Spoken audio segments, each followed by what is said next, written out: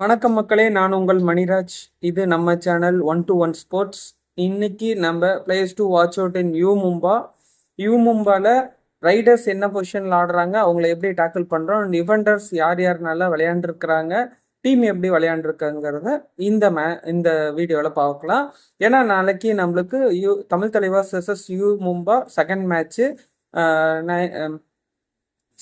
நம்ம விளையாட போகிறோம். அப்படின்னா செகண்ட் கேமு. ஃபர்ஸ்ட் கேம் வந்து வேறு டீம் விளையாடுது, செகண்ட் கேம் நாமளும் யூ மும்பாவும் விளையாடுறோம். இதில் players to watch out in Riders பார்த்தீங்கன்னா அஜித் சவான், ரோஹித் ராகவ் சூப்பர் சப்பா வருவார். அடுத்தது சஃபர் தனேஷ் ஆல்ரவுண்டரு. மஞ்சித் வந்து டிஃபென்ஸ்லேயும் நல்லா பண்ணுறாரு, மேட்ச்சுக்கு 2 பாயிண்ட் 3 பாயிண்ட் எடுக்கிறாரு. அது இல்லாமல் க்ரூஷியல் டைமில் மல்டி பாயிண்ட் எடுக்கிறாரு. ஏன்னா ஃபர்ஸ்ட் லெக்கில் பார்த்தீங்கன்னா மஞ்சித் தான் வந்து ஒரு சேவியர் மாதிரி யூ மும்பாக்கு விளையாண்டு ஜெயிக்க வச்சாரு. அதனால மஞ்சித்தையும் நம்ம கேர்ஃபுல்லாக ஹேண்டில் பண்ணோம்.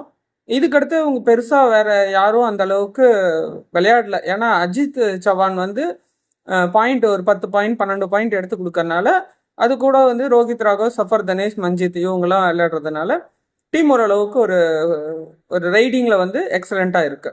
இப்போ அஜித் சவான் பார்த்தீங்கன்னா ஒரு ரைட் கார்னரில் விளையாடக்கூடிய பிளேயர். இவர் வந்து மல்டி பாயிண்ட் எடுப்பார், கண்டிப்பாக போனஸ் இருக்கும். இவர் ஸ்பீட் ரைடர்.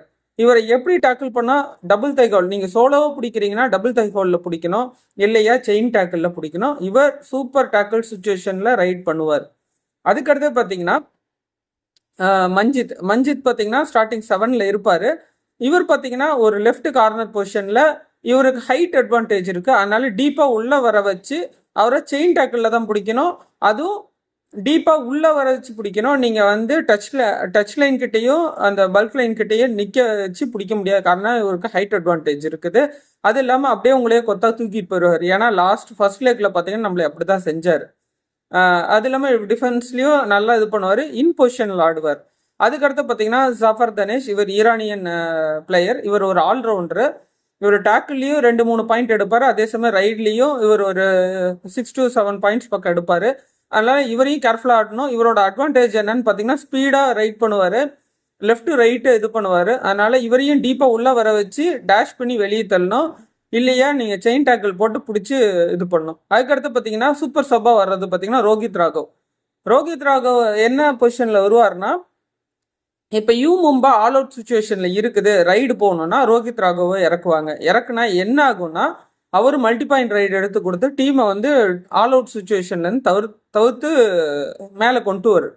அதனால் இவரை வந்து கேர்ஃபுல்லாக டீப்பாக உள்ளே வர வச்சு இவரையும் பிடிச்சி உட்கார வைக்கணும். இல்லையா உங்களுக்கு அந்த அளவுக்கு அடுத்த ரைடில் போய் நம்ம பிடிச்சிக்கலாம்னு நினைக்கிறீங்களா, போனஸ் கொடுத்துட்டு விட்டுருங்க. இல்லையா போனஸ் எடுக்க விடாத மாதிரி உங்களோட இதை இது பண்ணுங்க. அட்வான்ஸ் டேக்கிள் பண்ணாதீங்க. இவர்கிட்டையும் சரி, சஃபர் தனேஷ், மஞ்சித் இவங்க 3 பேர்த்தையும் அட்வான்ஸ் டேக்கிள் பண்ணாதீங்க. சரி, இப்போ players to watch out in டிஃபென்ஸில் பார்த்தீங்கன்னா உங்கள் கேப்டன் சுனில் கவர் பொசிஷன்லேயும் ஆடுவார், கார்னர் பொசிஷன் லெஃப்ட் கார்னர் பொசிஷன்லேயும் ஆடுவார். இவரோட பெஸ்ட் என்னன்னு பார்த்தீங்கன்னா ஆங்கிள் ஹோல்டு. அதே மாதிரி பார்த்தீங்கன்னா இவர் வந்து டேஷ் பண்ணி வெளியே தள்ளுறதும் சரி. அது இல்லாமல் இவராலையும் எல்லா பொசிஷன்லேயும் ஆட முடியும். இன் பொசிஷன்லேயும் ஆடுவார், கார்னர் கவர் எல்லா பொசிஷன்லேயும் ஆடுவார். ஒரு நம்பர் 1 கேப்டன், டீமை கைட் பண்ணுவார். அதுக்கடுத்து பார்த்தீங்கன்னா 2 கார்னர் பொசிஷன் சொல்கிறேன். Sombir left corner, Rinku right corner. இவங்க 2 பேர்த்தோட இது என்னன்னா, உள்ளே வர வச்சு நம்மளையே ஆங்கிள் லாக் பண்ணிடுவாங்க.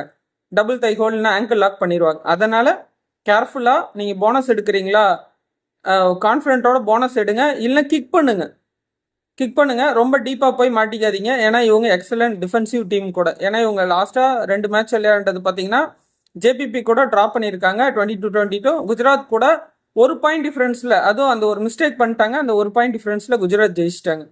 அதுக்கடுத்து பார்த்தீங்கன்னா நம்ம அட்வான்ஸ் டேக்கிள் மன்னன் பர்வேஷ் இருக்காரு.